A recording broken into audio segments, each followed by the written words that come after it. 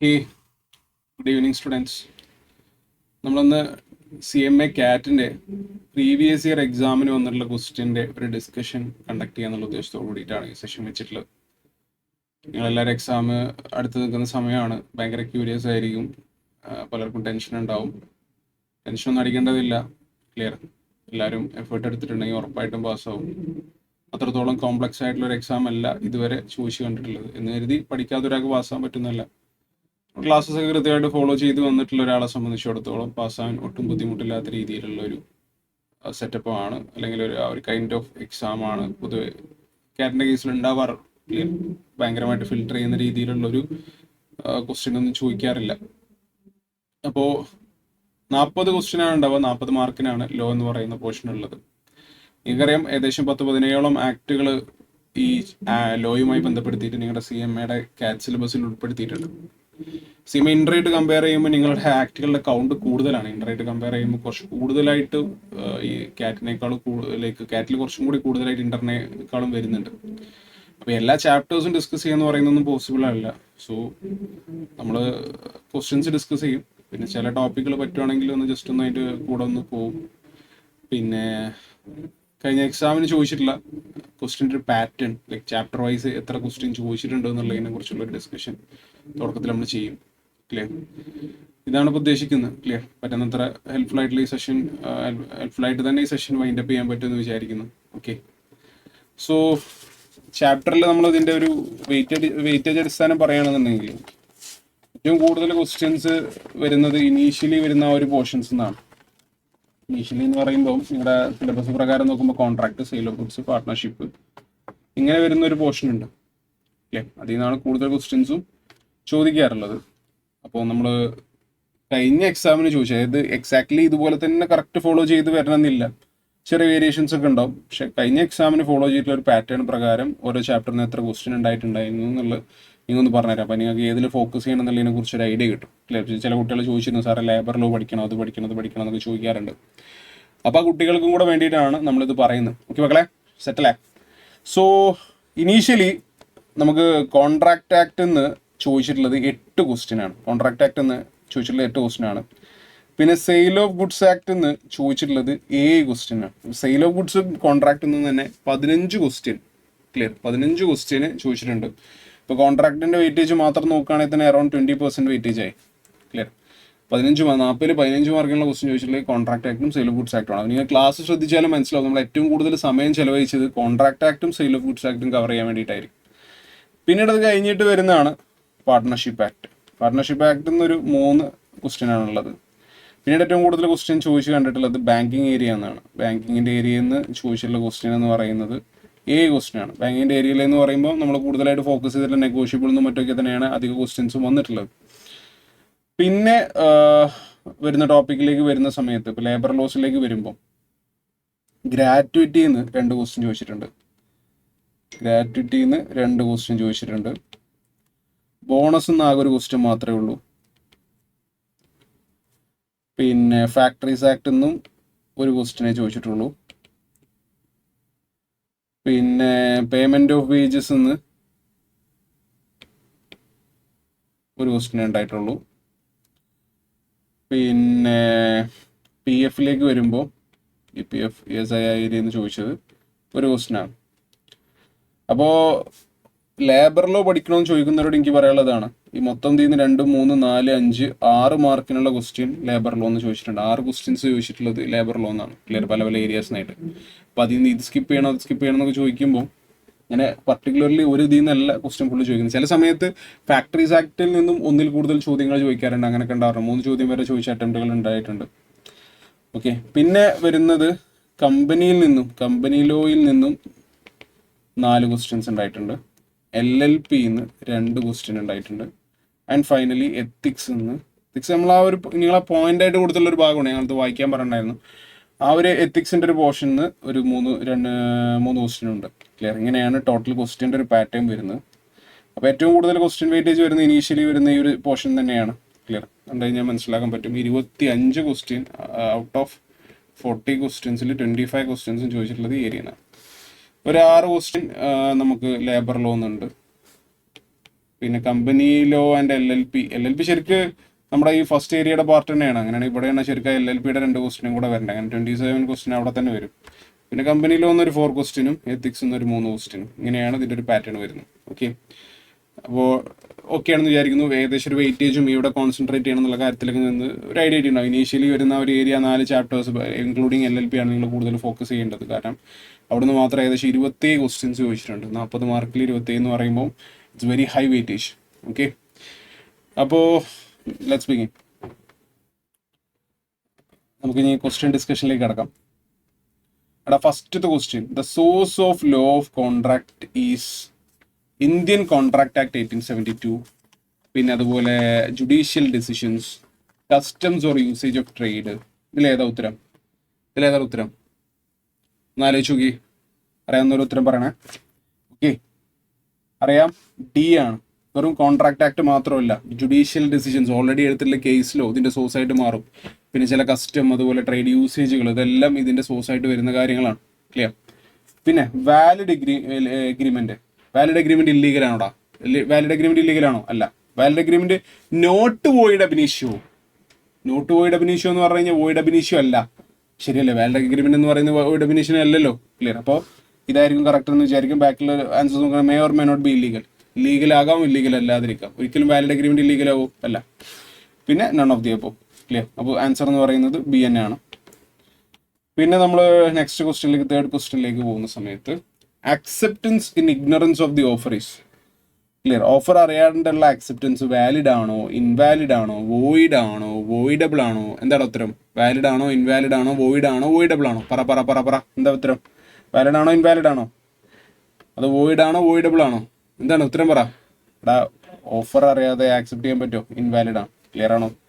പിന്നെ നമ്മൾ മുന്നേ പറഞ്ഞ ഡോക്ട്രിൻ ഓഫ് പ്രിവിറ്റി ഓഫ് കോൺട്രാക്റ്റുമായി ബന്ധപ്പെടുത്തിയുള്ള ഒരു ക്വസ്റ്റൻ അടുത്ത്, a stranger to a consideration can file a suit, cannot file a suit, can file with the consent of the court, is similar to stranger to a contract. ഇതിലേതാണ് ഉത്തരം? ഇതിലെന്താ ഉത്തരം?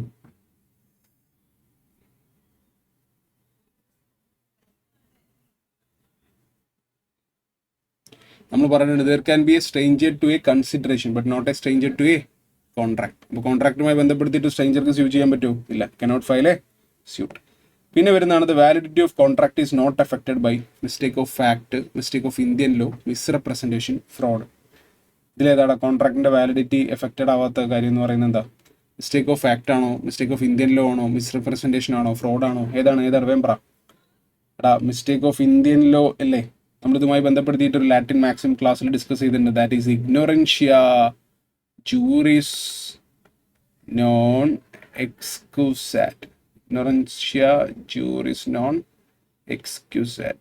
Clear? എന്ന് വെച്ച് കഴിഞ്ഞാൽ ignorance of law is not an excuse at all. Ignorance of law is not an excuse at all. Clear? ഇന്ത്യയിലെ നിയമം, നമ്മുടെ രാജ്യത്തെ നിയമം നമുക്ക് അറിയില്ല എന്നുള്ളത് ഒരിക്കലും ഒരു എക്സ്ക്യൂസ് ആയിട്ട് പറയാൻ പറ്റും? ഒരിക്കലും പറയാൻ പറ്റില്ല. ഇഗ്നറൻസ് ഓഫ് ലോ എന്ന് പറയുന്നത് ഒരിക്കലും ഒരു എക്സ്ക്യൂസ് ആയിട്ട് നമുക്ക് എന്ത് ചെയ്യാൻ പറ്റില്ല, കൺസിഡർ ചെയ്യാൻ പറ്റില്ല. അപ്പോൾ നമ്മൾ ഒരാളെ അടിച്ചു, അല്ലെങ്കിൽ ഒരാളെ നമ്മൾ കൊന്നു, ഒരു കോടതിയിൽ എത്തുന്ന സമയത്ത് എൻ്റെ പൊന്ന് ജഡ്ജ് എനിക്ക് അറിയാൻ പാടില്ല അതുകൊണ്ട് സംഭവിച്ചാണെന്ന് പറഞ്ഞാൽ നമ്മൾ വെറുതെ ഇടോ? ഇല്ല. അപ്പോൾ ഇഗ്നറൻസ് ഓഫ് ലോ എന്ന് പറയുന്ന ഒരു എക്സ്ക്യൂസ് ആയിട്ട് കാണാൻ പറ്റില്ല. അതുകൊണ്ട് മിസ്റ്റേക്ക് ഓഫ് ഇന്ത്യൻ ലോൻ്റെ പേരിൽ ഒരു കോൺട്രാക്ടിൻ്റെ വാലിഡിറ്റി എന്താവുന്നില്ല, എഫക്റ്റഡ് ആവുന്നില്ല. ക്ലിയർ? പിന്നെ വരുന്ന മാക്സിം എന്ന് പറയുന്നത് ദാറ്റ് ഇസ് നെമോ ദാറ്റ് കോഡ് നോൺ ഹാബിറ്റ്. ഇതൊരു sale of goods act question ആണ്. ഇതൊരു ഡിസ്കസ് ചെയ്ത ബാക്കി ക്വസ്റ്റനൊക്കെ നമ്മുടെ കോൺട്രാക്ട് ആക്ട് എന്നായിരുന്നു. നെമോ ദാറ്റ് കോഡ് നോൺ ഹാബിറ്റ് എന്ന് പറഞ്ഞു കഴിഞ്ഞാൽ എന്താടാ? No one is greater than god എന്നാണോ? അല്ല. No one can give who himself does not have എന്നാണോ? അത് non owner can also have valid transfer. Every one is bound by his habit എന്നൊക്കെയുള്ളതാണോ? ഇതിലേതാ ഉത്തരം? ബി അല്ലേ? No one can give who himself does not. നമുക്കില്ലാത്ത നമുക്ക് മറ്റൊരാൾക്ക് കൊടുക്കാൻ കഴിയുമോ? അതല്ലടാ നെമോ ദാറ്റ് കോഡ് നോൺ ഹാബിറ്റിൻ്റെ മീനിങ്. നമ്മൾ സെയിൽ ബൈ നോട്ട് ദ ഓണറുമായി ബന്ധപ്പെടുത്തി ഡിസ്കസ് ചെയ്തിട്ടുള്ള ഒരു മാക്സിമാണത്. ക്ലിയർ? ക്ലാസ് ശ്രദ്ധിച്ച ആളുകളെ സംബന്ധിച്ചിടത്തോളം ഈസി ഗോയിങ് ക്വസ്റ്റൻ ആണ്.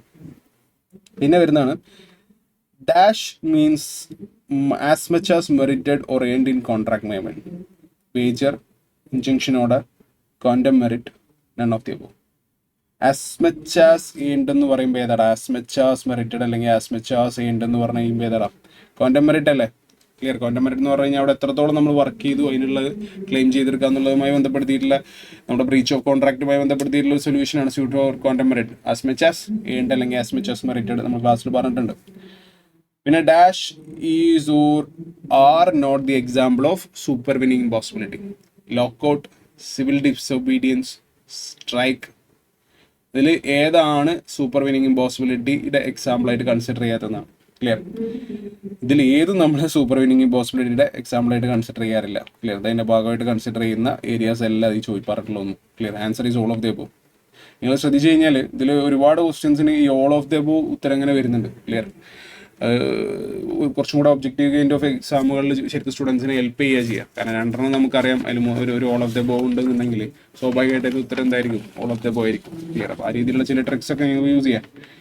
പിന്നെ വരുന്നതാണ് there may be fiduciary relationship exist between whom. Teacher and സ്റ്റുഡൻറ്റിൻ്റെ ഇടയ്ക്ക് ഫിഡ്യൂഷ്യറി റിലേഷൻഷിപ്പ് ഉണ്ടോ? അഡ്വക്കേറ്റ് ക്ലയൻറ്റിൻ്റെ ഇടയ്ക്ക് ഫിഡ്യൂഷ്യറി റിലേഷൻഷിപ്പ് ഉണ്ടോ? ഡോക്ടർ ആൻഡ് പേഷ്യൻ്റെ ഇടയ്ക്ക് ഫിഡ്യൂഷ്യറി റിലേഷൻഷിപ്പ് ഉണ്ടോ? ഇല്ലേ. എല്ലാ റിലേഷനും ഇവിടെ പറഞ്ഞിട്ടുള്ള എല്ലാ റിലേഷൻസിലും ഫിഡ്യൂഷ്യറി റിലേഷൻഷിപ്പ് ഉണ്ട്. ഒരു ട്രസ്റ്റ് ഓറിയൻറ്റഡ് റിലേഷൻഷിപ്പാണ്. അപ്പോൾ സ്വാഭാവികമായിട്ടും ആൻസർ എന്താ വരിക? All of the above. പിന്നെ വരുന്നത് അടുത്തൊരു സെയിൽ ഓഫ് ഗുഡ്സിൻ്റെ ക്വസ്റ്റൻ ആണ്. Transfer of document of title to bills of goods to the sold to the buyer amounts to actual delivery ആണോ, സിംബോളിക് ഡെലിവറി ആണോ, കൺസ്ട്രക്റ്റീവ് ഡെലിവറി ആണോ, നൺ ഓഫ് ദി എബോവ് ആണോ? Please ഏതാണ് answer? ഏതാ പറ. Symbolic delivery. Okay, clear അല്ലേടാ? സംശയമൊന്നുമില്ലല്ലോ. Okay, I think things are clear. എളുപ്പമാണ്. ക്ലാസ് പഠിച്ച ഒരാളെ സംബന്ധിച്ചിടത്തോളം ഈസി ആയിട്ട് നമ്മൾ പോയിന്റ് ഔട്ട് ചെയ്തുള്ള എക്സാമ്പിൾ ഒരാളോട് പറഞ്ഞ കാര്യമാണ്. അപ്പോൾ ഒരു പഠിച്ചൊരാൾക്ക് ഇതിൽ കൺഫ്യൂഷൻസ് ഒന്നും ഉണ്ടാക്കാനുള്ള രീതിയിലുള്ള ഒരു കോംപ്ലിക്കേഷനും ഈ ക്വസ്റ്റ്യൻസിന് ഇല്ല. ക്ലിയർ. പിന്നെ ഇതിൽ നിങ്ങൾ ശ്രദ്ധിക്കേണ്ട കാര്യം, ലോ എന്ന് പറയുന്നത് ഇപ്പോൾ നിങ്ങൾ അക്കൗണ്ട്സ് ആയിട്ട് കമ്പയർ ചെയ്യുന്ന പോലെയല്ല. ഒരു 40 മാർക്കിൻ്റെ പോർഷനേ ഉള്ളൂ. അതുകൊണ്ട് തന്നെ 40 ക്വസ്റ്റ്യനേ ഉള്ളൂ. നമ്മുടെ സെഷൻ പെട്ടെന്ന് തീരും. ക്ലിയർ. ഒരുപാട് സമയമൊന്നും എടുക്കില്ല. പ്രീവിയസ് ഇയർ ക്വസ്റ്റ്യൻ ഡിസ്കസ് ചെയ്യാന്നുള്ള ഒരു പോയിന്റിലേക്ക് വരുന്ന സമയത്ത് ഒരുപാട് സമയമൊന്നും എടുക്കില്ല. നമ്മൾ പെട്ടെന്ന് തന്നെ വൈൻഡ് അപ്പ് ചെയ്യും. പിന്നെ വരുന്നതാണ് the dash is the example of document of title of goods. അതിൽ വരുന്നതാണ് bill of lading, dock warrant, railway receipt. ഇതെല്ലാം ഡോക്യുമെന്റ് ഓഫ് ടൈറ്റിൽ അല്ലേ? Bill of lading document of ടൈറ്റിലാണ്. ഡോക്ക് വാറന്റ് അതുപോലെ തന്നെ റെയിൽവേ റെസിറ്റ് ഇതെല്ലാം ഡോക്യുമെന്റ് ഓഫ് ടൈറ്റിലാണ്. നമ്മൾ ഏറ്റവും കൂടുതൽ എക്സാമ്പിൾ ആയിട്ട് യൂസ് ചെയ്യുന്ന സാധനമാണ് bill of lading, railway receipt. അതുകൊണ്ട് ആൻസർ എന്താണ്? All of the above. Clear. ഞാൻ പറഞ്ഞു ഓൾ ഓഫ് ദി എബോവ് വളരെ റിപ്പീറ്റഡ് ആയിട്ട് വരുന്നുണ്ട്. അപ്പോൾ നിങ്ങൾക്ക് കുറച്ചും കൂടി എളുപ്പമാണ് ആൻസർ ചെയ്യാൻ വേണ്ടിയിട്ട്. പിന്നെ agreement to sale is an what contract? Executed contract ആണോ, എക്സിക്യൂട്ടറി കോൺട്രാക്ട് ആണോ, വോയിഡബിൾ കോൺട്രാക്ട് ആണോ, നൺ ഓഫ് ദി എബോവ് ആണോ? എഗ്രിമെന്റ് സെയിൽ എന്തായാലും വോയിഡബിൾ അല്ല. ക്ലിയർ. വാലിഡ് കോൺട്രാക്ട് ആണ്. അപ്പോൾ എക്സിക്യൂട്ടഡ് ആണോ, എക്സിക്യൂട്ടറി ആണോ? സെയിൽ ആണ് എക്സിക്യൂട്ടഡ് അല്ലേ? എഗ്രിമെന്റ് ഓഫ് സെയിൽ എന്ന് പറയുമ്പോൾ എന്താ? എക്സിക്യൂട്ടറി. ക്ലിയർ. നമ്മൾ ആ ഒരു കമ്പാരിസന്റെ ബോക്സ് ഒക്കെ വെച്ച് പഠിച്ചിട്ടില്ല. അപ്പോൾ ക്ലിയർ ആണെന്ന് വിചാരിക്കുന്നു. പിന്നെ വരുന്നതാണ് dash is a stipulation which is essential to the main purpose of contract. Stipulation എന്ന് പറയുമ്പോൾ 2 രീതിയിലുള്ള കാര്യങ്ങൾ അവിടെ വരുന്നുണ്ട്. ഒന്ന് വാറണ്ടി, 2 കണ്ടീഷൻ. അത് വാറണ്ടി എന്ന് പറഞ്ഞു കഴിഞ്ഞാൽ collateral to the main purpose of contract ആണ്. അതേസമയം കണ്ടീഷൻ എന്ന് പറഞ്ഞു കഴിഞ്ഞാൽ essential to the main purpose of contract ആണ്. ക്ലിയർ. അപ്പോൾ ഉത്തരം എന്താടാ? സ്റ്റിപ്പുലേഷൻ വിച്ച് ഈസ് എസെൻഷ്യൽ ആകുമ്പോൾ ഏതാടാ? Answer is condition. ക്ലിയർ. പിന്നെ വരുന്നതാണ് there is an implied undertaking in a contract of sale of goods that the goods shall be free from any charge or encumbrance. The buyer shall have and enjoy quiet possession of the goods. ഇതിലേതാടാ? രണ്ടും correct അല്ലേ? രണ്ടും implied കണ്ടീഷനിൽ വരുന്ന കാര്യങ്ങളല്ലേ? Sorry, implied വാറണ്ടിയിൽ വരുന്നല്ലേ? Both and are correct. Clear. Dash parties are involve in bill of exchange. Bill of എക്സ്ചേഞ്ചിലുള്ള പാർട്ടീസ് ആരൊക്കെയാടാ? ബിൽ ഓഫ് എക്സ്ചേഞ്ചിൽ we have drawer, drawee and payee. Drawer ഉണ്ട്, ഡ്രോയി ഉണ്ട്, അതുപോലെ തന്നെ പേ ഉണ്ട്. Clear. So total number of parties എന്ന് പറയുന്നത് 3 ആണ്. ഓക്കെ. പിന്നെ negotiable instrument act 1881 is an act to define and amend the law relating to cheque, bill of exchange, promissory note. ഇത് മൂന്നും അല്ല ഇവിടെ നെഗോഷ്യബിൾ ഇൻസ്ട്രുമെന്റ്സ് ആക്ട് ഡിസ്കസ് ചെയ്യുന്ന കാര്യങ്ങൾ. അപ്പോൾ ആൻസർ എന്താടാ? All of the above. Clear ആണല്ലോ? സംശയമൊന്നുമില്ലല്ലോ? Like we had done like around 16 questions. Okay എന്ന് വിചാരിക്കുന്നു. Moving on to next question, that is 17th question. That is, a holder in due course is a person who becomes the possessor of the instrument before maturity for consideration without any notice as to defect in the title of the transfer. എന്ന് വെച്ച് കഴിഞ്ഞാൽ good faith ആണ് ഉദ്ദേശിക്കുന്നത്.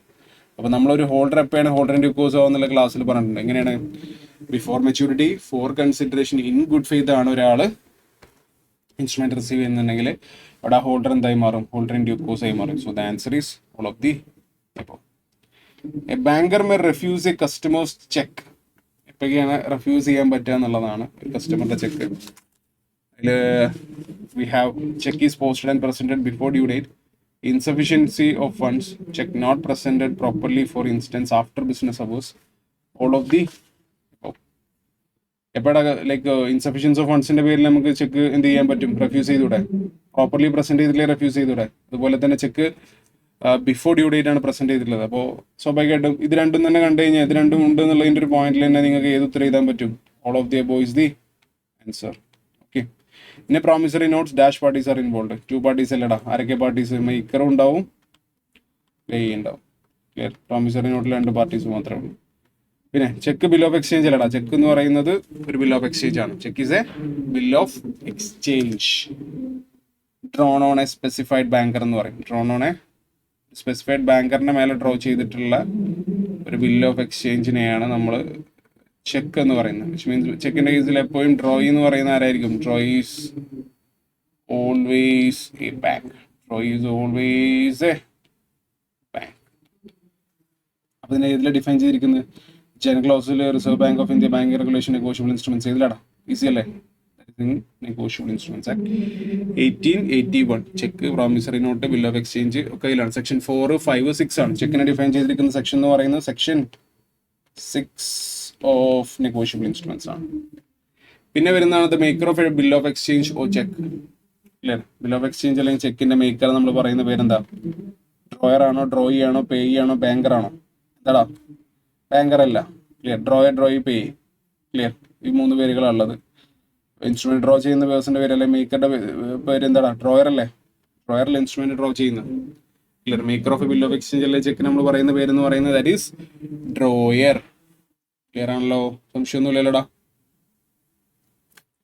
ഇനി പാർട്ട്ണർഷിപ്പിന്റെ essential features നോക്കാം. Unlimited liability പാർട്ട്ണർഷിപ്പിന് ഉണ്ടോ? ഉണ്ട്. Limited liability അല്ല. പാർട്ട്ണർഷിപ്പിന് അൺലിമിറ്റഡ് ലയബിലിറ്റി ഉണ്ട്. മ്യൂച്വൽ ഏജൻസി നമുക്കറിയാം. ട്രൂ ടെസ്റ്റ് ഓഫ് പാർട്ട്ണർഷിപ്പിൽ നമ്മൾ പറയാറുണ്ട്, നിർബന്ധമായിട്ട് ഒരു പാർട്ട്ണർഷിപ്പ് ഉണ്ടോ ഇല്ലയോ എന്നുള്ളത് നമ്മൾ ഉറപ്പുവരുത്താൻ വേണ്ടി നമ്മൾ അവിടെ ഉണ്ടോ എന്ന് നോക്കുന്ന സാധനം മ്യൂച്വൽ ഏജൻസിയാണ്. അപ്പോൾ മ്യൂച്വൽ ഏജൻസി വേണം, അൺലിമിറ്റഡ് ലയബിലിറ്റി വേണം. പിന്നെ ബിസിനസ്, ലോഫുൾ ബിസിനസ് വേണമെന്ന് നിർബന്ധമുണ്ടോ? ചാരിറ്റബിൾ പർപ്പസിന് വേണ്ടിയിട്ട് പാർട്ട്ണർഷിപ്പ് ക്രിയേറ്റ് ചെയ്യാൻ പറ്റില്ല. അപ്പം നിർബന്ധമായിട്ട് ലോഫുൾ ബിസിനസ് വേണം. ലോഫുൾ ആയിട്ടുള്ള ബിസിനസ് തന്നെ വേണം. ഏതെങ്കിലും ബിസിനസ് പറ്റുമോ? കഞ്ചാവ് ബിസിനസ് പറ്റുമോ? ഇല്ല. ലോഫുൾ ആയിട്ടുള്ള ബിസിനസ് തന്നെ വേണം. So the answer is all of the above. Clear? പിന്നെ dash can become a partner in the partnership. മൈനറിന് പറ്റുമോടാ? No, minor can not become a partner in the partnership. ബെനിഫിറ്റ്സിലേക്ക് അഡ്മിറ്റ് ചെയ്യാം, പക്ഷെ പാർട്ണർ ആകാൻ പറ്റുമോ വെച്ച് കഴിഞ്ഞാൽ ഇല്ല എന്ന് തന്നെയാണ്. പിന്നെ ഏലിയൻ എനിമിക്ക് പറ്റുമോ? ഇല്ല. ഏലിയൻ എനിമി ആരാ നിങ്ങൾക്ക് അറിയില്ല. നമ്മുടെ കൺട്രി വേറൊരു കൺട്രിയുമായിട്ട് വാർ ഡിക്ലെയർ ചെയ്തു. ഇപ്പോൾ ഇന്ത്യ ചൈന വാർ ഡിക്ലെയർ ചെയ്തു. സ്വാഭാവികമായിട്ട് ചൈനയെ നമ്മൾ എന്തായാലും ഡിക്ലെയർ ചെയ്യും, എനിമി കൺട്രി ഡിക്ലെയർ ചെയ്യും. അപ്പോൾ ഇവിടെ ഉള്ള ആളുകളുമായിട്ട് നമുക്ക് എന്ത് ചെയ്യാൻ പറ്റില്ല? പാർട്ട്ണർഷിപ്പിൽ എൻ്റർ ചെയ്യാൻ പറ്റില്ല. വിച്ച് മീൻസ് ചൈനക്കാരുമായിട്ട് പാർട്ട്ണർഷിപ്പിൽ എൻ്റർ ചെയ്യാൻ. ക്ലിയർ ആണല്ലോ? സംശയമൊന്നുമില്ലല്ലോ? Of things are clear?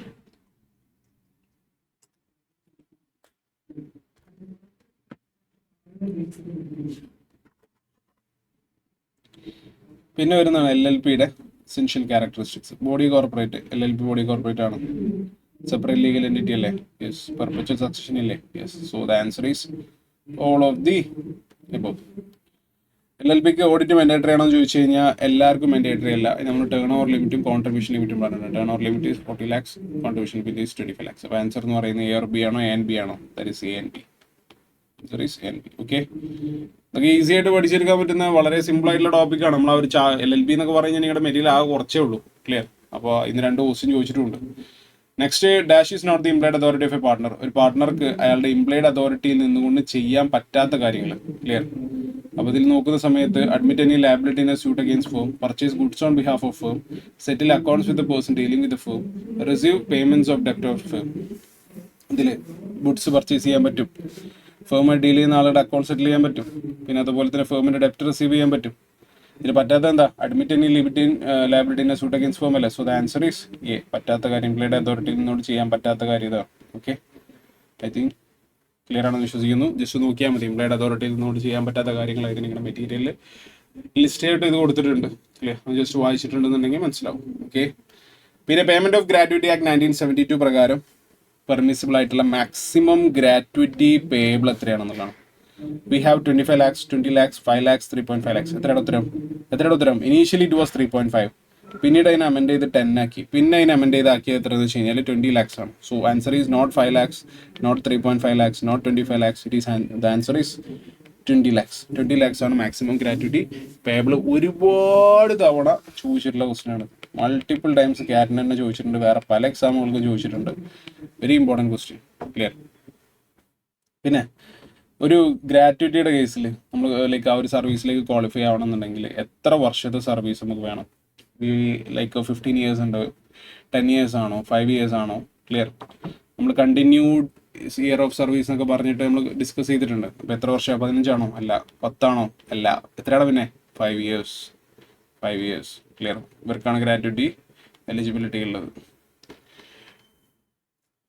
ഓർമ്മയുണ്ടോ? ഗ്രാറ്റുവിറ്റി കമ്പ്യൂട്ടേഷൻ്റെ ഇക്വേഷനൊക്കെ ഓർമ്മയുണ്ടോ? That is 15/26 into last drawn wages into number of completed year of service. ഓർമ്മയുണ്ടോ?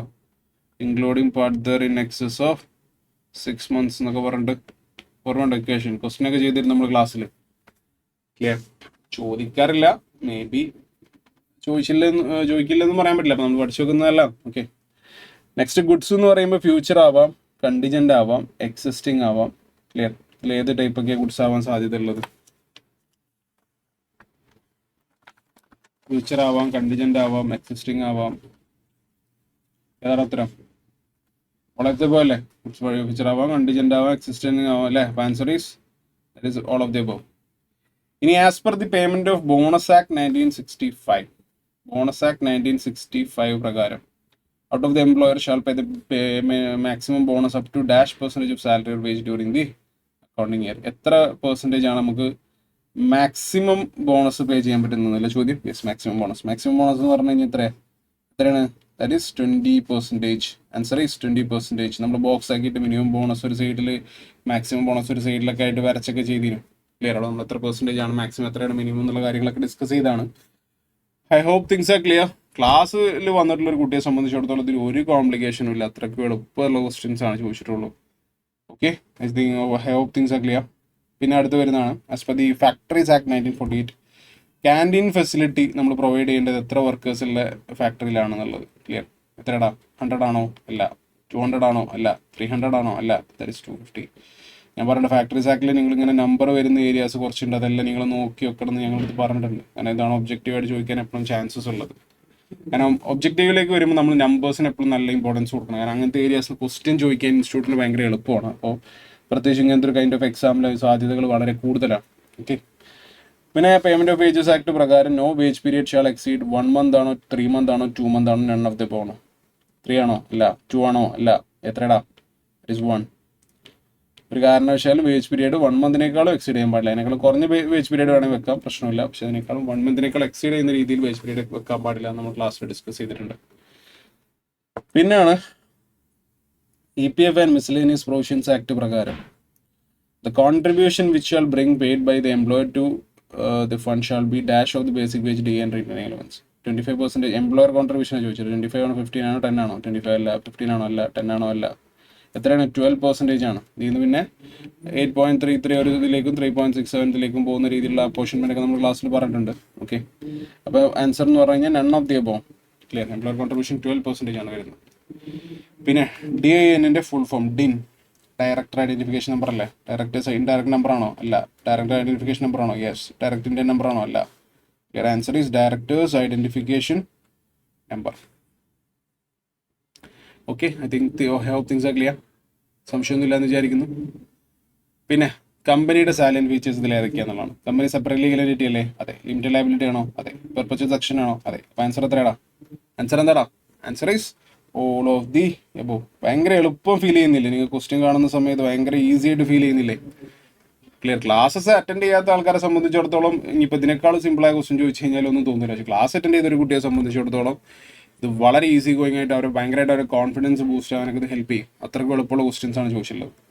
Okay. Next section 2 subsection 45 of the companies act 2013 defines a government company is a company in which not less than dash the paid up capital is held by central government or state government or partly by central and 1 or more state governments. എത്ര percentage ഉണ്ടെങ്കിലാണ് ഗവൺമെന്റിന്?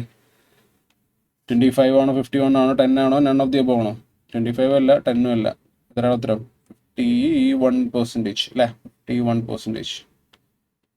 51 ആണ്, 50 അല്ല, ശ്രദ്ധിക്കണം. 51% ആണ്. ഒന്നുകിൽ central government hold ചെയ്യണം, അല്ലെങ്കിൽ central government plus state government hold ചെയ്യണം, അല്ലെങ്കിൽ state government plus state governments, അങ്ങനെ ഏതെങ്കിലും ഒരു രീതിയിൽ കോമ്പിനേഷൻ നമ്മൾ ക്ലാസ്സിൽ പറയുന്നുണ്ട്. പല പല കോമ്പിനേഷൻസ് വെച്ച് നമ്മൾ ഡിസ്കസ് ചെയ്തിട്ടുണ്ട്. നെക്സ്റ്റ് വരുന്നതാണ് 1% കമ്പനിയിൽ എത്ര മെമ്പർ ഉണ്ടാവും? 1% കമ്പനിയിൽ 5 മെമ്പർ ഉണ്ടാവും? ഇല്ല. 1% കമ്പനിയിൽ 3 മെമ്പർ ഉണ്ടാവും? ഇല്ല. അപ്പോൾ 1% കമ്പനിയിൽ എത്ര മെമ്പർ ഉണ്ടാവും? ഒറ്റ മെമ്പർ ഉണ്ടാവുള്ളൂ. ക്ലിയർ? 5 അല്ല, 3 അല്ല, നൺ ഓഫ് ദി അബോവ് അല്ല. The answer is 1. പിന്നെ വരുന്നതാണ് expand the term CSR, that is corporate social responsibility ആണോ, കോർപ്പറേറ്റ് സോഷ്യൽ റീസണിങ് ആണോ, കോർപ്പറേറ്റ് സ്പെഷ്യൽ റെസ്പോൺസിബിലിറ്റി ആണോ? CSR എന്ന് പറയുന്നത് വളരെ കോമൺ ആയിട്ട് നമ്മൾ യൂസ് ചെയ്യുന്ന ഒരു സംഭവമാണ്. ക്ലിയർ? കോർപ്പറേറ്റ് സോഷ്യൽ റെസ്പോൺസിബിലിറ്റി ആണ്, അല്ലാതെ കോർപ്പറേറ്റ് സോഷ്യൽ റീസണിങ്ങോ കോർപ്പറേറ്റ് സ്പെഷ്യൽ റെസ്പോൺസിബിലിറ്റി ഒന്നല്ല. CSR കോർപ്പറേറ്റ് സോഷ്യൽ റെസ്പോൺസിബിലിറ്റി ആണ്. കമ്പനികൾ നിർബന്ധമായിട്ടും സ്പെസിഫിക് ടേൺ ഓവർ കഴിഞ്ഞാൽ അവരുടെ ടേൺ ഓവറിൻ്റെ ഇത്ര പോർഷൻ എന്തെങ്കിലും സൊസൈറ്റിയുടെ ബെനിഫിറ്റ്സിന് വേണ്ടി യൂസ് ചെയ്യുന്ന നിർബന്ധമുണ്ട്. അതൊക്കെയുമായി ബന്ധപ്പെടുത്തിയുള്ള ഒരു കാര്യമാണ് കോർപ്പറേറ്റ് സോഷ്യൽ റെസ്പോൺസിബിലിറ്റി അഥവാ CSR എന്ന് പറയുന്നത്. ക്ലിയർ? ഹോപ്പ് ക്ലിയർ ആണെന്ന് വിചാരിക്കുന്നു. കൺഫ്യൂഷൻസ് ഉണ്ടാവില്ല എന്ന് വിചാരിക്കുന്നുണ്ട്. പിന്നെ വരുന്നതാണ് dash is or are the advantages of business ethics. Dash is or are the advantages of business. ഏതൊക്കെയാണ് ബിസിനസ് എത്തിക്സിൻ്റെ അഡ്വാൻറ്റേജ് എന്നുള്ളതാണ്. കോമ്പറ്റേറ്റീവ് അഡ്വാൻറ്റേജ് കൊണ്ടുത്തരും business ethics. Goodwill increase ചെയ്യും. സൊസൈറ്റിക്ക് ഓവറോൾ ഗ്രോത്ത് ഉണ്ടാവും. ക്ലിയർ? ഇത് നിങ്ങളുടെ മെറ്റീരിയൽ നോക്കി കഴിഞ്ഞാൽ നിങ്ങളുടെ മെറ്റീരിയൽ തന്നെ ഒരു കറക്റ്റ് ഓർഡറിൽ കൊടുത്തുള്ള പോയിന്റ്സ് ആണ്. ഒന്നാമത്തെ പോയിന്റ്, രണ്ടാമത്തെ point, I think this is like 7th point എന്തോ ആണ്. ക്ലിയർ? ആ പോയിന്റ്സ് ഒന്ന് വായിക്കണം ഞാൻ പറഞ്ഞിരുന്നു. Answer is all of the. അതുപോലെ തന്നെ ഉള്ളതാണ് ബിസിനസ് എത്തിക്കിൻ്റെ നീഡ്സ്. അതുപോലെ പോയിന്റ് ആയിട്ട് കൊടുത്തിട്ടുള്ളതാണ്. To stop business malpractices, അതുപോലെ തന്നെ to improve customer confidence services, അതുപോലെ കൺസ്യൂമർ റൈറ്റ്സ് സേഫ് ഗാർഡ് ചെയ്യുക.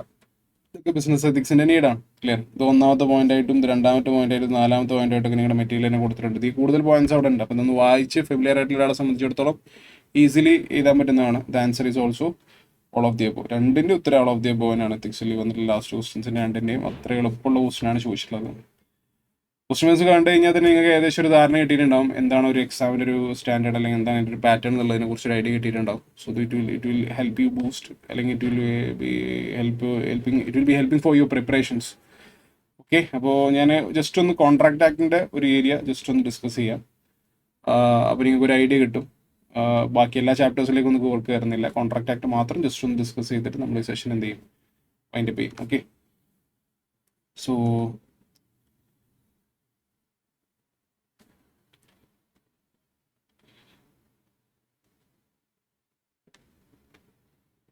ശ്രദ്ധിച്ചു നോക്കിയേ. ഈ 4 ടോപ്പിക്സ് സെക്ഷൻ എന്നാണ് ലൈക്ക് അറൌണ്ട് 70% ക്വസ്റ്റ്യൻസ് വന്നിട്ടുള്ളത്. ഏകദേശം 27 മാർക്കിൻ്റെ ക്വസ്റ്റ്യനും വന്നിട്ടുള്ളത് ഇതിൽ നിന്നാണ്. ബാക്കി 13 മാർക്കിനാണ് റിമൈനിങ് പോർഷൻസ് എന്ന് ക്വസ്റ്റ്യൻ വന്നിട്ടുണ്ട്. So your focus should be given section A. പക്ഷെ ചില എക്സാമിന് ഈ പാറ്റേൺ ചെറിയ രീതിയിൽ ബ്രേക്ക് ആയിട്ടും കണ്ടിട്ടുണ്ട്. ക്ലിയർ? അപ്പോൾ പിന്നെ അങ്ങനെ വന്നു കഴിഞ്ഞാൽ എന്നെ പറയരുത്. അങ്ങനെ ഇൻസ്റ്റിറ്റ്യൂട്ട് ചില സമയത്ത് ബ്രേക്ക് ചെയ്ത് ചോദിക്കാറുണ്ട്. അതുകൊണ്ട് ഇത് എൻറ്റയറിറ്റിയിൽ സെക്ഷൻ ബി സ്കിപ്പ് ചെയ്യുക എന്നുള്ളത് ചിന്തിക്കരുത്. അപ്പോൾ ചിലപ്പോൾ തോറ്റു പോകും. പിന്നെ നമുക്ക് കോൺട്രാക്ട് ആക്ടിലേക്ക് വരാം. കോൺട്രാക്ട് ആക്ടിലേക്ക് വരുമ്പോൾ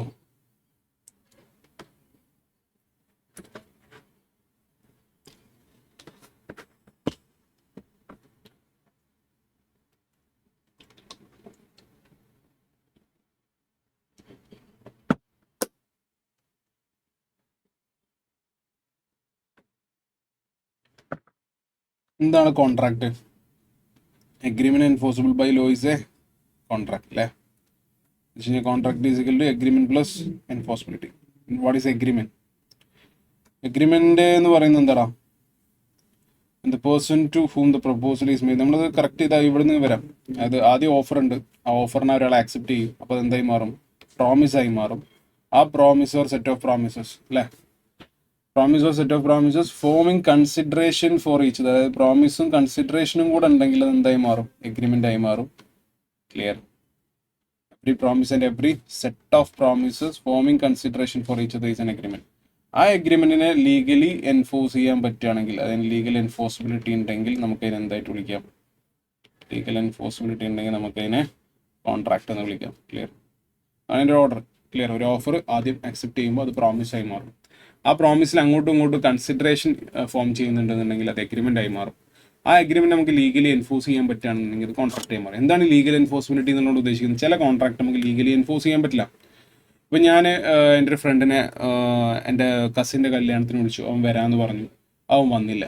ഞാൻ കൊടുത്ത ഓഫർ അവനെ ആക്സെപ്റ്റ് ചെയ്തതാണ്, ക്ലിയർ. പക്ഷെ അവൻ വന്നില്ല എന്നുള്ള, കല്യാണത്തിന് വന്നില്ല, അല്ലെങ്കിൽ ഒരു ബർത്ത്ഡേ പാർട്ടിക്ക് വിളിച്ചിട്ട് വന്നില്ല എന്ന് പറഞ്ഞെങ്കിൽ അവനെതിരെ കേസ് കൊടുക്കാൻ പറ്റും? ഇല്ല. കാരണം അവിടെ ഉള്ള എന്താ, ഒരു സോഷ്യൽ എഗ്രിമെൻ്റ് ആണ്. അല്ലെങ്കിൽ നമ്മൾ ലൈക്ക് ഒരു ഹസ്ബൻഡ് ഒരു വൈഫിന് മന്ത്ലി എല്ലാ മാസം ചുരിദാർ എടുത്ത് കൊടുക്കാമെന്ന് പറഞ്ഞു, എന്നിട്ട് ഹസ്ബൻഡ് അത് വാങ്ങിച്ചു കൊടുത്തില്ല, ക്ലിയർ. അതിന് പേരിൽ ഹസ്ബൻഡിനെ വൈഫിനെ സ്യൂ ചെയ്യാൻ പറ്റും? ഇല്ല. അതൊക്കെ ഒരു കൈൻഡ് ഓഫ് ഡൊമസ്റ്റിക് അല്ലെങ്കിൽ സോഷ്യൽ എഗ്രിമെൻ്റ് ആണ്. അവിടെ ഒന്നും ലീഗൽ ഒബ്ലിഗേഷൻ ക്രിയേറ്റ് ചെയ്യാനുള്ള ഇൻറ്റൻഷൻ ഇല്ല, ക്ലിയർ. അപ്പോൾ ലീഗൽ എൻഫോഴ്സ്മെൻറ്റ് ഉണ്ടെങ്കിൽ മാത്രമാണ് എന്താവുന്നത്, കോൺട്രാക്റ്റ് ആവുന്നത്. ഓക്കെ, എസെൻഷ്യൽസിൽ പറയുന്നതാണ് ലോഫുൾ ഓഫർ വേണം, അക്സെപ്റ്റൻസ് വേണം, ലീഗൽ റിലേഷൻഷിപ്പ് ക്രിയേറ്റ് ചെയ്യാനുള്ള ഇൻറ്റൻഷൻ ഉണ്ടാവണം, ഫ്രീ കൺസെൻറ്റ് ഉണ്ടായിരിക്കണം. ഫ്രീ കൺസെൻറ്റ് ഉണ്ടാവണമെങ്കിൽ അവിടെ ഒരു കാരണവശാലും കൊയേഷന്, അൺഡ്യൂ ഇൻഫ്ലുവൻസ്, മിസ്റെപ്രസെൻറ്റേഷൻ, മിസ്റ്റേക്ക് ഇങ്ങനെയുള്ള കാര്യങ്ങൾ കാരണം അവിടെ എഫക്റ്റഡ് ആവാൻ പാടില്ല. Fraud, clear. Misrepresentation, undue influence ഇങ്ങനെയുള്ള കാര്യങ്ങൾ കാരണമൊന്നും കോൺട്രാക്ട് എഫക്റ്റഡ് ആവാൻ പാടില്ല.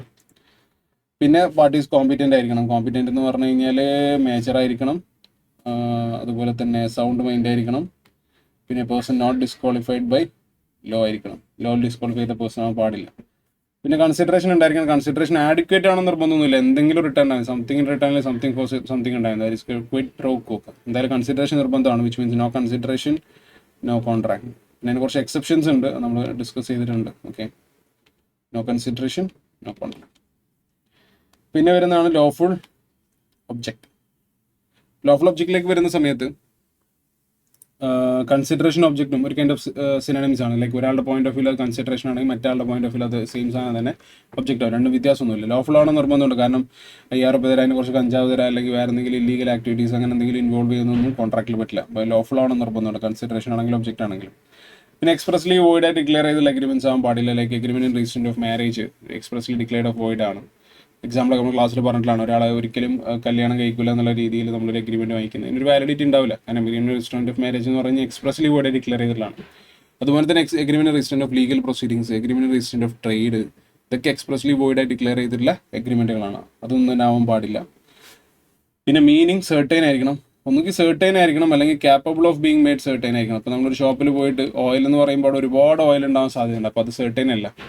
ഞാൻ ഒരു എക്സാമ്പിളൊക്കെ വെച്ച് ക്ലാസ്സിൽ പറഞ്ഞിട്ടുണ്ട്. അതേസമയം നമ്മളൊരു കോക്കനട്ട് ഓയിൽ മാത്രം വെക്കുന്ന ഒരാളുടെ അടുത്ത് പോയിട്ട് ഒരു പാക്കറ്റ് ഓയിൽ വേണമെന്ന് പറയുമ്പോൾ അത് capable of being made certain ആണ്, ക്ലിയർ. അപ്പോൾ അത് പ്രശ്നമില്ല, ക്ലിയർ. അപ്പോൾ ഒന്നുകിൽ സെർട്ടൈൻ ആയിരിക്കണം, അല്ലെങ്കിൽ അതിനെ സെർട്ടൈൻ ആക്കാൻ പറ്റണം.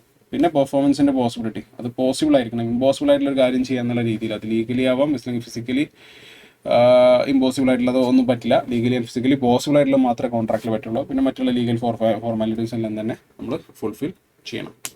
ഇത്ര എസെൻഷ്യൽസ് ഇതിൽ വരുന്നുണ്ട്. പിന്നെ ടൈപ്സ് ഓഫ് കോൺട്രാക്ട്സ് വരുന്നുണ്ട്. ഫോർമേഷൻ അടിസ്ഥാനത്തിൽ എക്സ്പ്രസും ഇംപ്ലൈഡും വരുന്നുണ്ട്. ലൈക്ക് റിട്ടേൺ അല്ലെങ്കിൽ ഓറലായിട്ട് നമ്മൾ എക്സ്പ്രസ്ലി കൊണ്ടുവരുന്നതാണ് express contract. Conduct of the parties അല്ലെങ്കിൽ inferred from the circumstances of the case എന്നുള്ള രീതിയിലൊക്കെ വരുന്നതാണ് ഇംപ്ലൈഡ് കോൺട്രാക്ട്സ്. പിന്നെ എൻഫോഴ്സിബിലിറ്റിയുടെ ബേസിൽ we have valid contract, void agreement, voidable contract, void contract, അതുപോലെ തന്നെ അൺഎൻഫോഴ്സിബിൾ കോൺട്രാക്ട്, ഇല്ലീഗൽ കോൺട്രാക്ട്സ്, ഇങ്ങനെ ഒരുപാട് കാര്യങ്ങൾ വരുന്നുണ്ട് എൻഫോഴ്സിബിലിറ്റിയുടെ അടിസ്ഥാനത്തിൽ.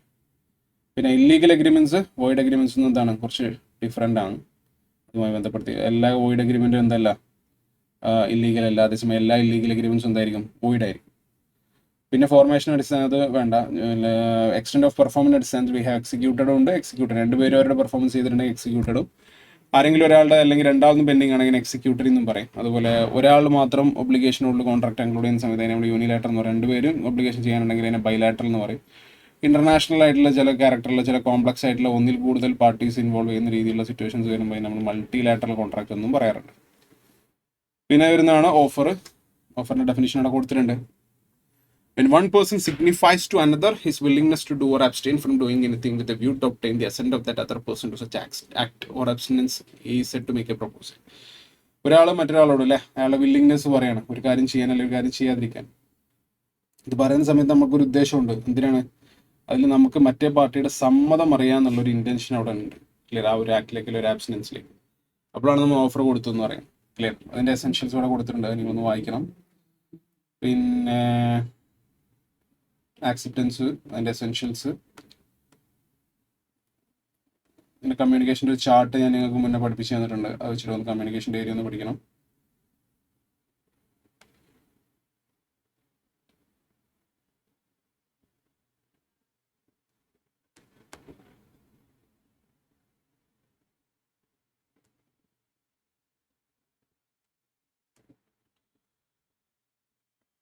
ഇനി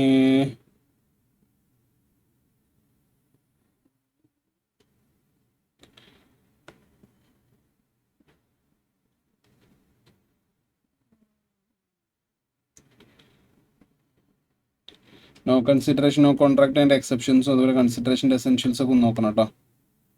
ഓരോന്ന് ലൈൻ ബൈ ലൈൻ എക്സ്പ്ലെയിൻ ചെയ്യാനുള്ളൊരു ടൈം നമുക്ക് ഇനിയിപ്പോൾ ഉണ്ടാവില്ല. ക്ലാസ്സസ് നമുക്ക് അവൈലബിൾ ആയിട്ടുള്ള നമ്മുടെ കുട്ടികൾക്കൊക്കെ റെക്കോർഡ്സ് ഒക്കെ അവൈലബിൾ ആയിരിക്കും. അപ്പോൾ അവരൊക്കെ ഇതിരുന്ന് കാണാം. ഏതെങ്കിലും ടോപ്പിക്കൽ കൺഫ്യൂഷൻസ് ഉണ്ടെങ്കിൽ ഓക്കെ, എന്ത് സംശയം ഉണ്ടെങ്കിൽ you can ask me.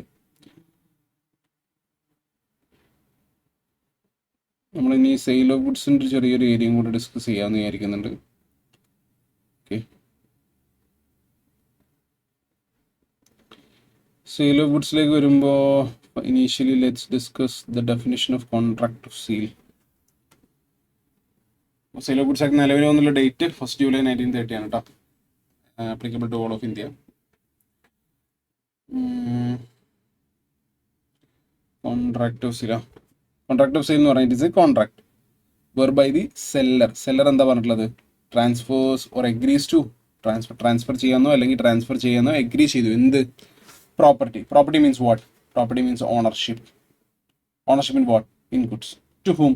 To the buyer. For what? For a price. Clear? Whereby the seller, a contract whereby the seller transfers or agrees to transfer the property in goods to the buyer for a price. Seller എന്ന് പറഞ്ഞു കഴിഞ്ഞാൽ seller means a person who sells or agrees to sell goods. Buyer എന്ന് പറഞ്ഞു കഴിഞ്ഞാൽ buyer means a person who buys or agrees to buy goods. Price എന്ന് പറഞ്ഞു കഴിഞ്ഞാൽ അത് ക്യാഷ് ആയിട്ട് തന്നെ കൊടുക്കണം നിർബന്ധമുണ്ടോ? യെസ്, നിർബന്ധമായിട്ട് മണി കൺസിഡറേഷന് പറ്റുള്ളൂ. ഒരു ഗുഡ്സ് കൊടുത്ത് ഗുഡ്സ് വാങ്ങിക്കുന്നത് നമുക്ക് സെയിലായിട്ട് കൺസിഡർ ചെയ്യാൻ പറ്റില്ല. That is barter. അതേസമയം പാർട്ട്ലി ഇൻ മണിയും പാർട്ട്ലി ഇൻ കൈൻഡ് ഒക്കെ എന്താണ്, പെർമിറ്റഡ് ആണ്. ക്ലിയർ?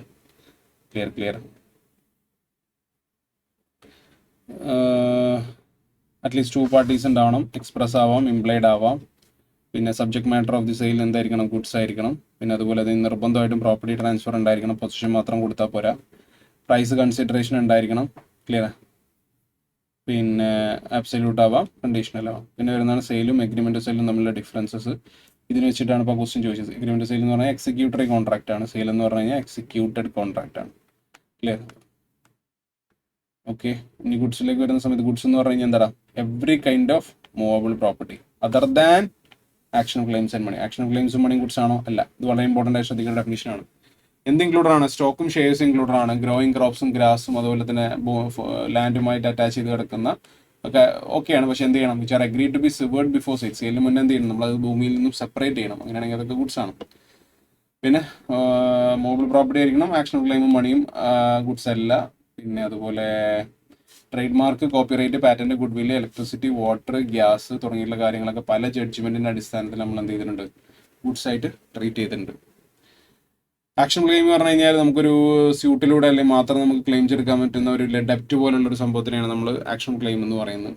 ക്ലിയർ? മണി നമ്മൾ ഗുഡ്സിന്റെ ഡെഫിനേഷനിലേക്ക് കൊണ്ടുവന്നിട്ടില്ല. അതേസമയം ഫോറിൻ കറൻസി ആൻഡ് ഓൾഡ് കോയിൻസിന് നമ്മൾ മണി എന്ന് പറയുന്ന ഡെഫിനേഷനിൽ ഇൻക്ലൂഡ് ചെയ്യാത്തതുകൊണ്ട് അത് നമുക്ക് എന്ത് ചെയ്യാൻ പറ്റും? ഗുഡ്സ് ആയിട്ട് ട്രീറ്റ് ചെയ്യാൻ പറ്റും. പിന്നെ ഗുഡ്സിലേക്ക് വരുമ്പോൾ we have existing goods, future goods. ഇതും എക്സാമിന് ചോദിച്ചിട്ടുണ്ട്. ഫ്യൂച്ചർ ഗുഡ്സ് ഉണ്ട്, കണ്ടിജന്റ് ഗുഡ്സ് ഉണ്ട്.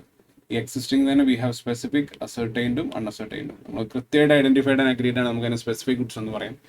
ഒരു ഗ്രൂപ്പ് ഓഫ് ഗുഡ്സ്, അതിൽ ഒരു കൊട്ട നിറയെ ആപ്പിൾ ഉണ്ട്. അതിൽ ആപ്പിൾ നമ്മുടെ 1 കിലോ ആപ്പിൾ ഏതാണെന്ന് നമ്മൾ ഐഡന്റിഫൈ ചെയ്തില്ലെങ്കിൽ നമ്മൾ അതിനെ അൺഅസർട്ടൈൻ ഗുഡ്സ് എന്ന് പറയും. അതിൽ നിന്ന് നമ്മൾ സ്പെസിഫിക്കലി നമ്മുടെ ഗുഡ്സിന് നമ്മൾ ആ 1 കിലോ ആപ്പിൾ നമ്മുടെ അടുത്ത് മാറ്റി വെച്ച് കഴിഞ്ഞാൽ അസർട്ടൈൻ ഗുഡ്സ് എന്നും പറയും. ഫ്യൂച്ചർ ഗുഡ്സ് എന്ന് പറഞ്ഞാൽ സ്വാഭാവികമായിട്ട് ഇപ്പോൾ ഗുഡ്സ് ഇല്ല. ഒന്നുകിൽ നമ്മൾ മാനുഫാക്ചർ ചെയ്യണം, അല്ലെങ്കിൽ പ്രൊഡ്യൂസ് ചെയ്യണം, അല്ലെങ്കിൽ നമ്മൾ അക്യൂർ ചെയ്ത് കൊണ്ടുവരണം. ക്ലിയർ? അത്തരത്തിലുള്ള ഗുഡ്സാണ് ഫ്യൂച്ചർ ഗുഡ്സ്. അതായത് കണ്ടിജൻ ഗുഡ്സ് എന്ന് പറഞ്ഞാൽ അതിൻ്റെ അക്യൂസിഷൻ എന്തെങ്കിലും ഒരു കണ്ടിജൻസിയെ ഡിപ്പെൻഡ് ചെയ്തിട്ടാണ് കിടക്കുന്നതെന്നുണ്ടെങ്കിൽ നമ്മൾ അതിനെ കണ്ടിജൻ ഗുഡ്സ് എന്നും പറയാറുണ്ട്. ക്ലിയർ?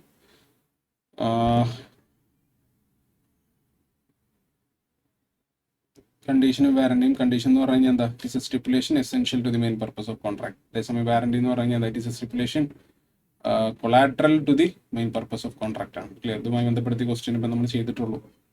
കണ്ടീഷൻ വാറണ്ടി നമ്മളുടെ ഡിഫറൻസിന്റെ ഏരിയ നിർബന്ധമായിട്ടും പഠിക്കണം. പിന്നെ ഇംപ്ലൈഡ് കണ്ടീഷൻസ് നിർബന്ധമായിട്ട് നോക്കേണ്ട ഏരിയയാണ്. സെയിൽ ബൈ സാമ്പിളും മറ്റൊക്കെ നമ്മൾ ക്ലാസ്സിൽ ഡീറ്റെയിൽ ആയി ഡിസ്കസ് ചെയ്തിട്ടാണ് ഇതിന്നിപ്പോൾ ക്വസ്റ്റ്യൻ ചോദിച്ചിട്ടുണ്ടായിരുന്നു. വാറണ്ടി ഓഫ് ക്വയർ പൊസിഷനും അതുപോലെ ഫ്രീഡം ഫ്രം എൻകംബ്രൻസസ് ഇങ്ങനെയുള്ള ഏരിയയിൽ ഇപ്പോൾ ക്വസ്റ്റ്യൻ ചോദിച്ചിട്ടുണ്ട്. ഓണർഷിപ്പ് ട്രാൻസ്ഫറിന്റെ ഏരിയാസ് നോക്കണം. ഓണർഷിപ്പ് ഏരിയ ഞങ്ങൾ ഒരുപാട് ഡെപ്ത് ആയിട്ട് പോകുന്നു വേണ്ട. പിന്നെ അതുപോലെ sale by not the owner. ഇതിലാണ് നമ്മൾ നെമോ ദാറ്റ് കോഡ് നോൺ ഹാബറ്റ്. No one can give what he himself does not have clear. അതിൻ്റെ എക്സെപ്ഷൻസ് ഇവിടെ കൊടുത്തിട്ടുണ്ട്. Sale by mercantile agent, one of joint owners, person in position under voidable contract, seller അല്ലെങ്കിൽ buyer in position after sale, അതുപോലെ sale by estoppel, sale by unpaid seller after exercising his right of lien or stoppage in transit. ഇതൊന്നും explain ചെയ്യാൻ നിൽക്കുന്നില്ല ഡാനെ. അതുപോലെ finder of goods ചെയ്യുന്ന sales, പിന്നെ official receiver assigning, അതുപോലെ അങ്ങനെയുള്ള സിറ്റുവേഷൻസ്. ഓക്കെ, പിന്നെ അൺപെയ്ഡ് സെല്ലറുടെ റൈറ്റ്സിനെ കുറിച്ചുള്ള ഡിസ്കഷൻ വരുന്നുണ്ട്. Right of lien, right of stoppage in transit അല്ലേ, right of lien, right of stoppage in transit, right of resale. ഇനിയിപ്പോൾ ഓണർഷിപ്പ് പാസ് ആയിട്ടില്ലെങ്കിൽ, property in goods not passed buyer ആണെങ്കിൽ ഇതിനൊക്കെ പുറമെ റൈറ്റ് ഓഫ് വിത്ത് ഹോൾഡിംഗ് ഡെലിവറി കൂടെ ഉണ്ടാവും. അതിന് ബയ്യർക്ക് against we have right to file a suit for price, right to file a suit for damages, right to file a suit for interest. So ഇത്രയും കാര്യം മാത്രം ജസ്റ്റ് ഒന്ന് നിങ്ങളൊന്ന് ഫ്രഷ് അപ്പ് ആക്കാൻ വേണ്ടിയിട്ട് ജസ്റ്റ് ഒന്ന് കോൺട്രാക്ടിൻ്റെയും സെയിൽ ഓഫ് ഗുഡ്സിൻ്റെ ചെറിയ portions മാത്രം ഡിസ്കസ് ചെയ്താണ്. മക്കളെ കുറഞ്ഞ സമയത്ത് പ്രിപ്പറേഷൻ കൊണ്ട് നല്ല മാർക്ക് സ്കോർ ചെയ്ത് പാസ് ആകാൻ പറ്റുന്ന രീതിയിലാണ് നമ്മുടെ കാറ്റിൻ്റെ എക്സാം സ്ട്രക്ചർ ഇരിക്കുന്നത്. ക്ലിയർ. ക്ലാസ് ഫോളോ ചെയ്ത് കുട്ടികളെ സംബന്ധിച്ചിടത്തോളം നത്തിങ് കോംപ്ലിക്കേറ്റഡ്. അപ്പോൾ നല്ല രീതിയിൽ പ്രിപ്പയർ ചെയ്യുക, കോൺഫിഡൻസ് ആയിട്ട് എക്സാമിന് അപ്രോച്ച് ചെയ്യുക. ഒരു കാരണവശാലും അനാവശ്യമായിട്ടുള്ള എന്താ പറയുക ടെൻഷനും മറ്റു കാര്യങ്ങളും കൊണ്ടുവന്നിട്ട് വെറുതെ അറിയാവുന്നത് തെറ്റിക്കുക അല്ലെങ്കിൽ മിസ്റ്റേക്സ് വരുത്തുക, അങ്ങനെയുള്ള കാര്യങ്ങളൊന്നും ഒരിക്കലും ചെയ്യരുത്.